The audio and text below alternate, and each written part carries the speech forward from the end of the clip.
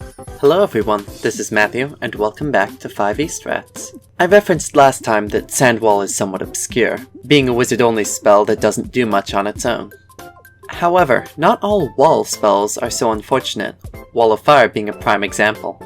Wall of Fire is a 4th level spell that creates a 60 foot by 1 foot wall of flame, though only one side of it is hot.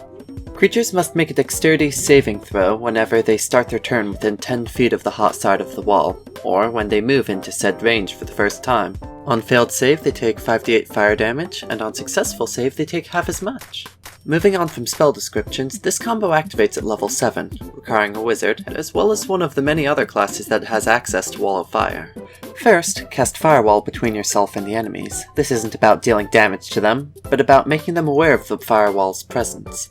Second, cast Wall of Sand in front of the Wall of Fire, creating a visual barrier between you and the enemies. The sand wall will make it so that they are incapable of using spells that require line of sight, and imposes disadvantage on any ranged attacks they might make.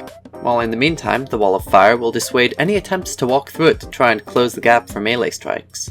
This tactic is mainly defensive, and if used with the right terrain, can completely shut down an enemy offensive, giving time to either run away or complete whatever you're doing. While a useful way to stall for time, there are ways to make this spell combo even better. All you need is another Druid. Drop your sand and firewalls directly on top of the enemies this time. Then cast Spike Growth so that it overlaps with the two walls. Aside from the regular fire damage that Firewall would deal, the targets inside the sand wall have their movement speed effectively reduced to 1 square of movement. This leaves them with two options: either expend all of their movement running forward through the firewall to hopefully get in line of sight of an opponent and attack them, or to use the dash action and run backwards out of the sand wall, but guarantee they will not be able to attack anyone as they will not have line of sight with them, the sand wall being in between them and their targets. To counter the former strategy, then one should have all of their martial classes line up 10 feet from each other, 10 feet from the sand wall and firewall. When any enemy gets through, then they will use their readied action to shove the creature, pushing them back through the sand wall,